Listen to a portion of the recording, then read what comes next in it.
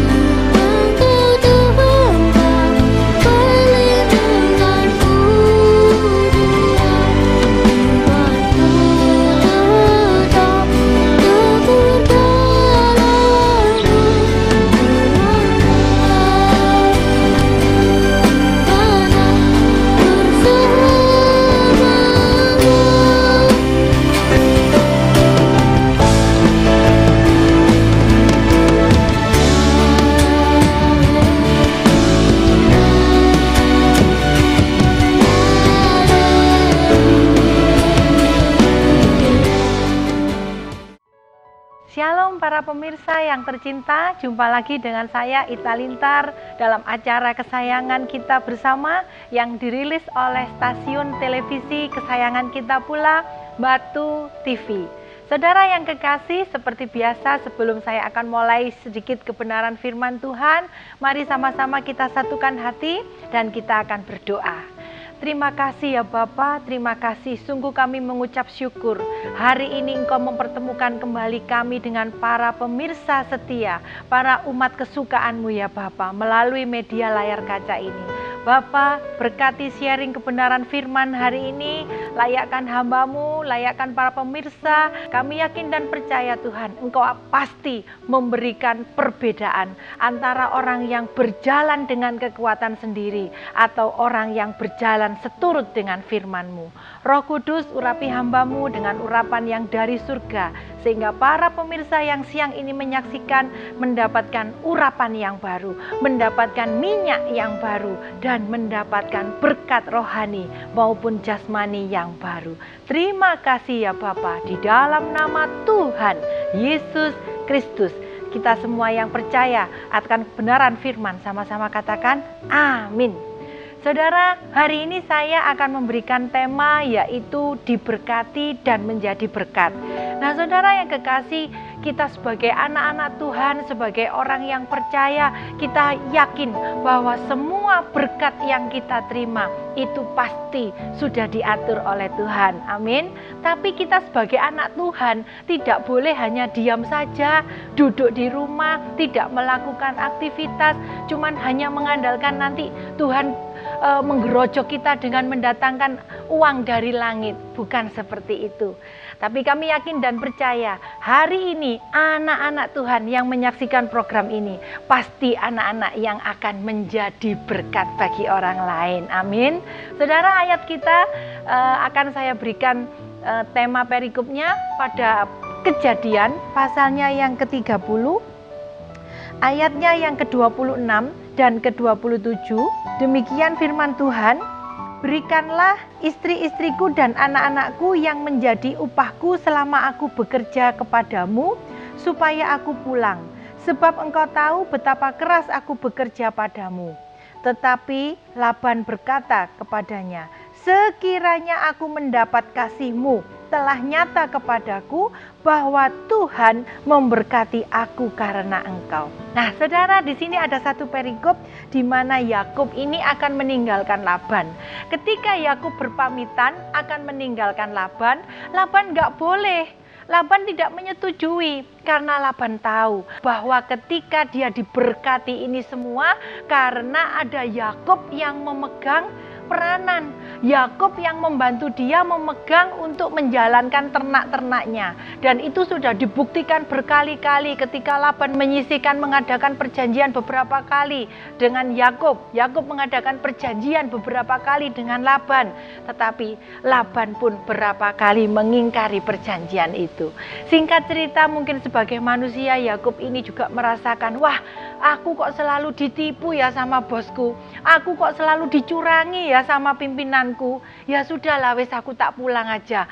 Ketika Yakub berpamitan kepada Laban, Laban gentar hatinya. Laban mengalami ketakutan dan dia berkata di dalam ayat yang ke-27, tetapi Laban berkata, setelah nyata kepadaku bahwa Tuhan memberkati aku karena engkau. Saudara yang kekasih, seringkali kita ada di satu tempat karena memang sudah dipimpin oleh Tuhan. Nah, saudara, kita akan selidiki sama-sama. Mengapa sih kok ada sesuatu yang dihasilkan oleh Yakub ketika Yakub bekerja bareng dengan Laban? Yang pertama, karena setiap kali Yakub bekerja ada penyertaan dari Tuhan. Ketika Tuhan menyertai orang yang dikenan, ketika Tuhan menyertai, misalnya Pak Yakub ini sangat disertai Tuhan, sehingga apapun yang dikerjakan oleh Pak Yakub pasti di dalam nama Tuhan Yesus dibuat berhasil. Mungkin orang lain gak bisa memiliki talenta-talenta yang dimiliki oleh Yakub, tetapi asalkan Yakub seturut dan dikenan oleh Tuhan, maka yang di tangan orang lain tidak berhasil dijual, maka di tangan Yakub bisa terjual dengan laris. Di tangan orang lain gak bisa mengembalakan ternak, gak bisa memiliki talenta untuk melipat gandakan, tetapi di tangan Yakub, Yakub orang yang dikenan Tuhan, disertai Tuhan, maka dia bisa menggandakan, berlipat-lipat, multiplikasi bisa digandakan oleh Yakub. Saudara, kita juga melihat ada tokoh lain selain Yakub dan Laban, yaitu Yusuf. Yusuf juga seperti itu. Yusuf di tengah-tengah keluarganya sempat dibuang oleh kakak-kakaknya. Karena kakaknya menganggap ini adikku yang paling dicintai oleh papa. Ini semua adikku, semua adikku. Adikku ini masih kecil sudah seperti ini. Apalagi nanti kalau dia besar. Sehingga kakak-kakaknya sendiri ingin menyingkirkan Yusuf.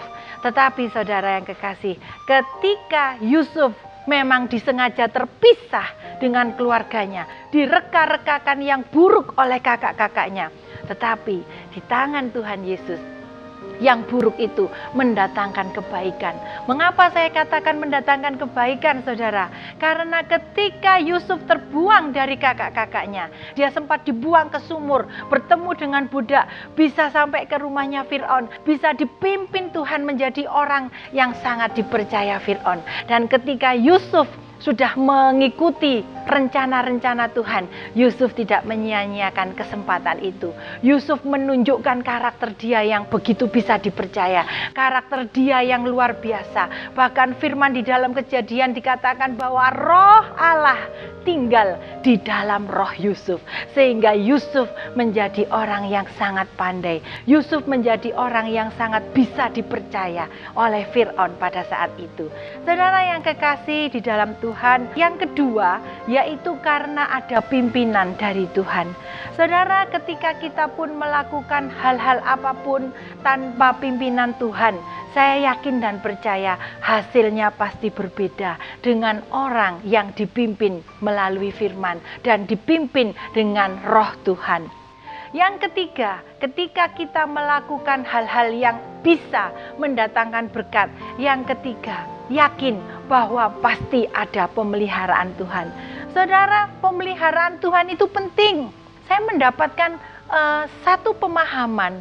Mungkin seringkali ada anak Tuhan yang chatting kepada kami bahwa dikatakan, Bu Ita, aku ini seperti gak dilihat Tuhan, doaku seperti gak dijawab Tuhan.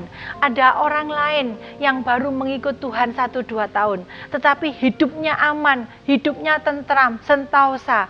Tapi bagaimana dengan keluargaku? Saudara, saya pun sudah mengingatkan melalui jawaban chatting bahwa meskipun sepertinya Tuhan tidak menghiraukan kita, tetaplah berdoa, tetaplah berharap, tetaplah percaya, karena Tuhan sedang memproses kita untuk menjadikan kita menuju rencana-rencana Tuhan, dan janjinya ya dan amin. Pasti kita alami kebaikan-kebaikan Tuhan. Amin. Sama juga seperti yang dilakukan oleh Laban. Ketika domba dan kambing Laban yang asalnya sedikit digembalakan Yakub di dalam Kejadian 30 ayat 29, singkat cerita menjadi banyak. Dia diberkati Tuhan karena ada Yakub. Yakub yang senantiasa menyenangkan hati Tuhan. Yakub yang senantiasa berkenan di hadapan Tuhan. Kemudian yang kedua juga ada Petrus. Petrus ini memiliki pengalaman, dia sangat ahli dalam menjala ikan. Petrus ini asalnya dulu adalah seorang nelayan yang senior. Petrus ini orang yang ahli, orang yang mempunyai kemampuan. Apa bedanya dengan kita semua anak-anak Tuhan? Kita mungkin memiliki keahlian, kita mungkin memiliki talenta. Aku kalau nyanyi pasti enak. Aku kalau khotbah pasti enak. Tetapi saudara, kita melihat pengalaman dari Petrus tidak ada ubahnya. Tetapi ketika Petrus menurut kehendak Tuhan, Yohanes 21 ayat 6 dikatakan, Petrus, tebarkan jalamu di sebelah kanan. Dan Petrus mau taat. Petrus mau menurut kepada bimbingan dari Tuhan.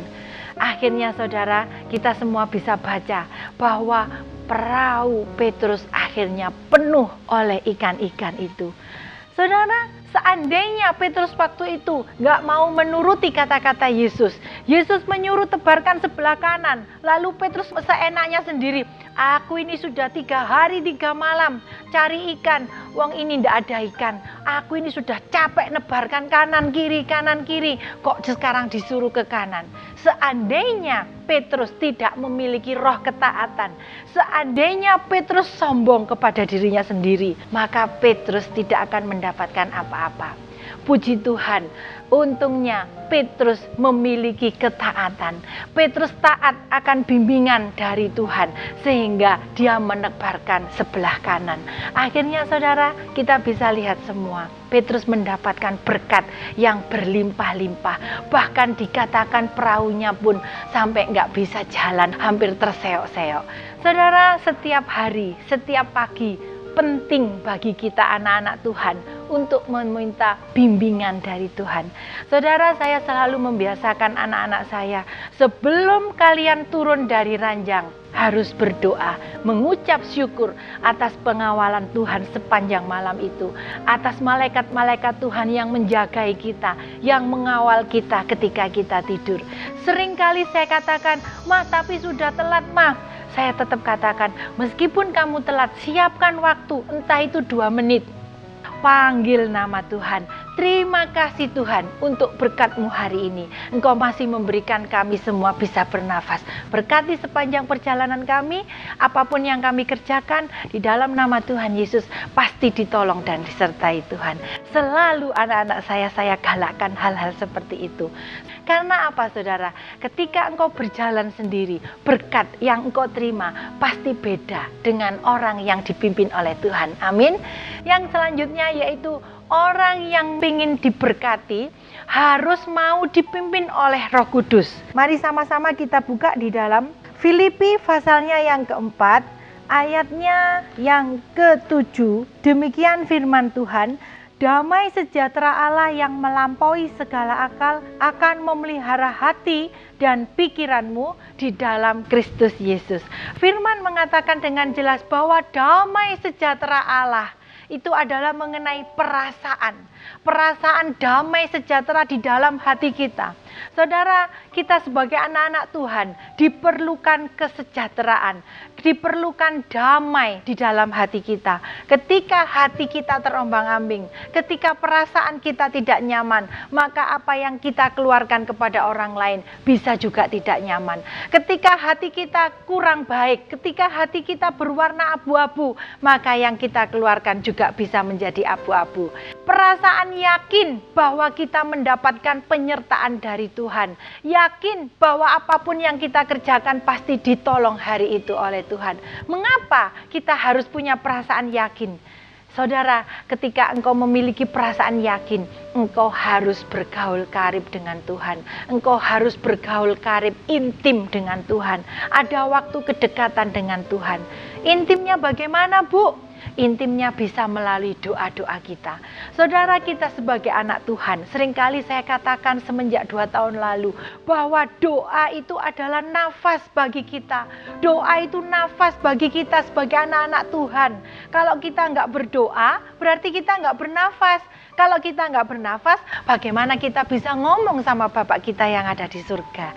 Sebab itu saudara, ketika damai sejahtera Allah, perasaan yakin, perasaan tenang bahwa kita disertai oleh Tuhan, kita harus menuntun perasaan kita ini melalui bibir ucapan kita dengan doa kepada Tuhan. Yang selanjutnya, kita harus menyerahkan segala kesusahan kita.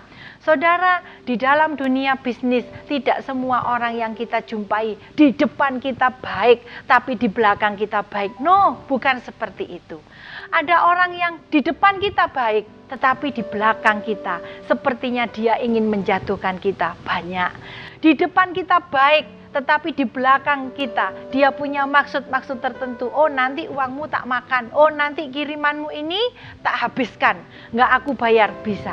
Tetapi ketika kita mendapat tuntunan, penyertaan dari Tuhan, kita senantiasa terkonek dengan Tuhan. Hati kita terkonek di dalam doa. Bibir kita terkonek dalam doa dengan Tuhan. Saudara yakin dan percaya, Tuhan pasti meluputkan. Dan ketika Tuhan tetap mengizinkan satu perkara terjadi, ada perkara buruk terjadi di dalam hidup kita, yakin dan percaya, minta tuntunan Tuhan, minta belajar kepada Tuhan. Apa maksudnya Tuhan? Engkau mengizinkan aku ditipu orang seperti ini. Apa maksudnya Tuhan? Engkau mengizinkan orang itu mengambil hakku yang bukan dia punya. Itu adalah hakku, hak anak-anakku. Tetapi mengapa Tuhan kau izinkan?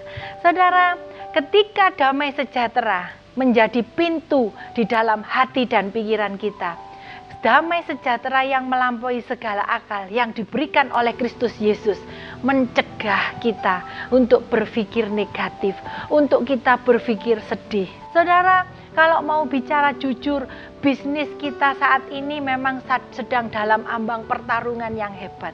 Banyak orang bahkan dikatakan tidak untung pun dijual, asalkan bisa balik modal.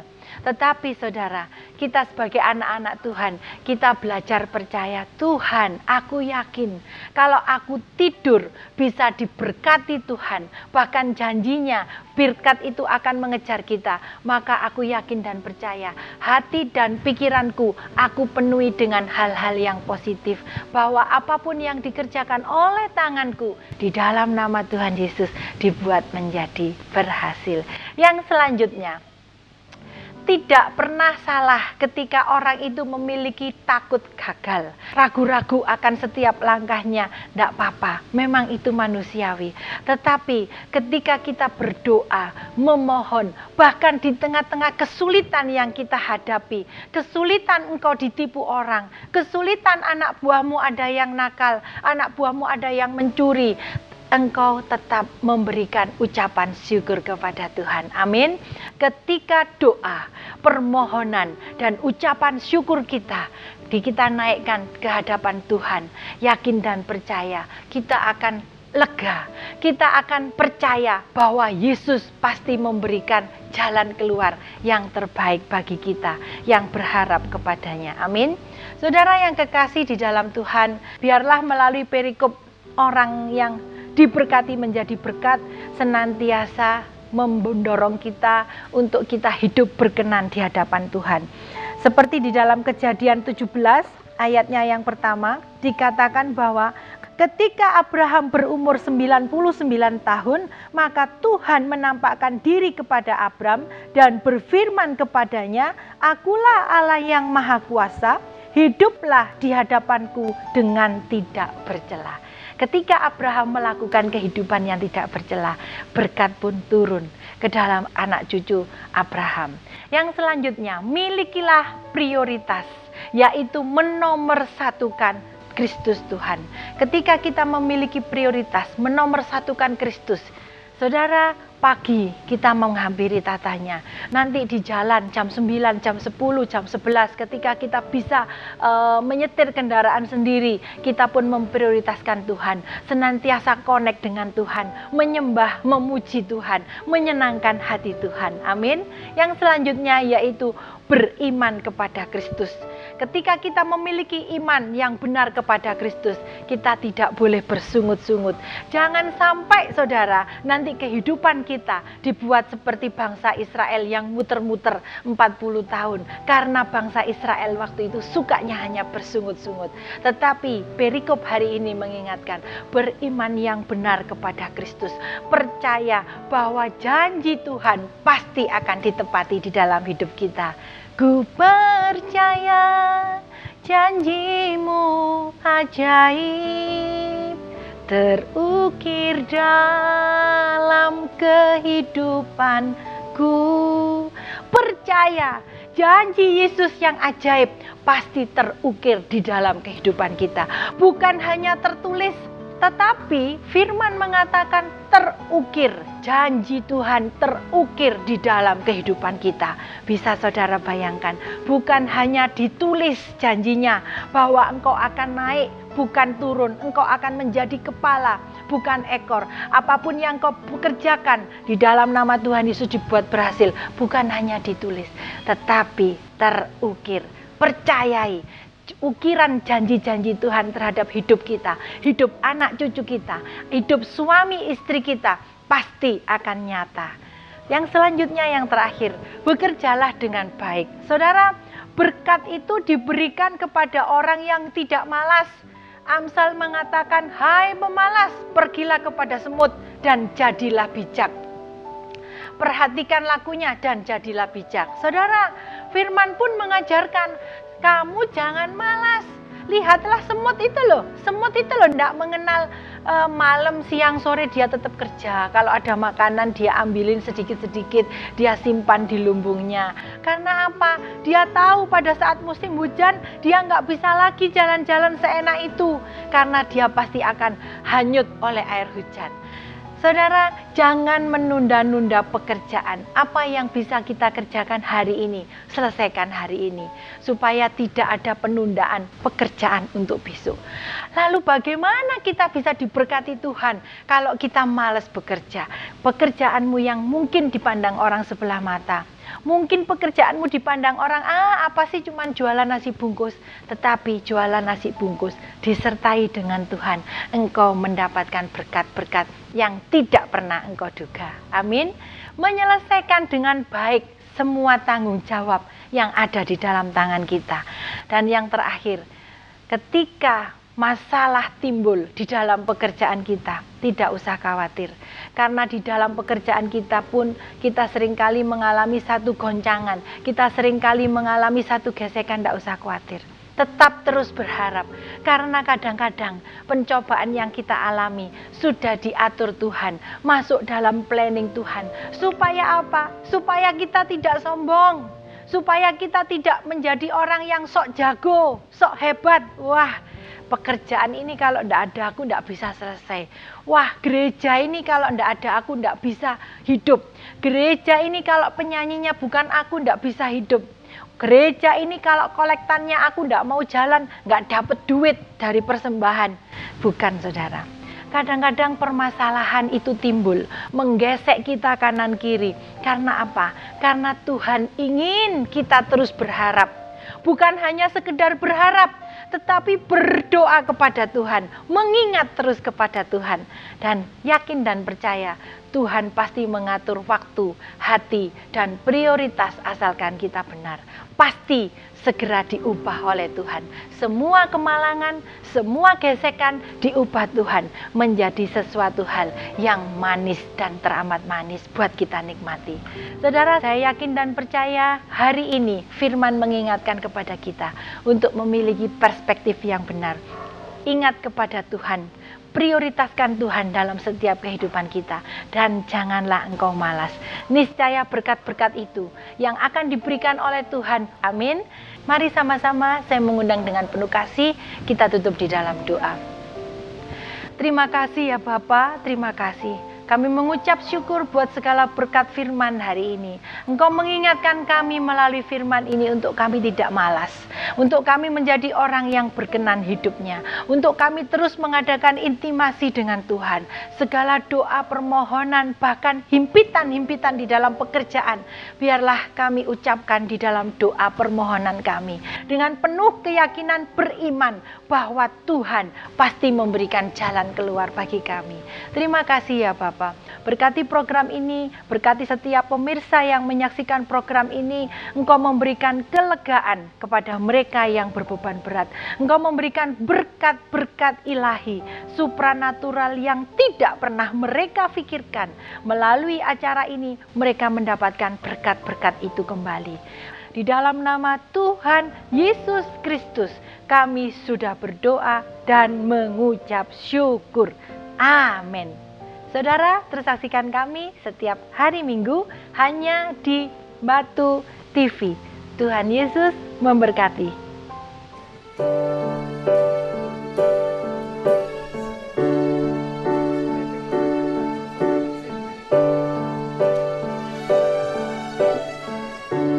Bapakku datang menyembahmu di sini. Ku percaya Kau ada bagiku. Tak usah ku takut, sebab Kau sertaku.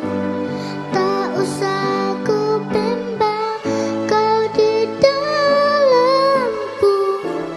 Tak usah ku cemas, Kau penghiburku. Saat ku lemah, Kau kuatku. Ku nyanyi haleluya, ku nyanyi haleluya. Sungguh Kau hebat, ajaib perkasa perbuatanmu.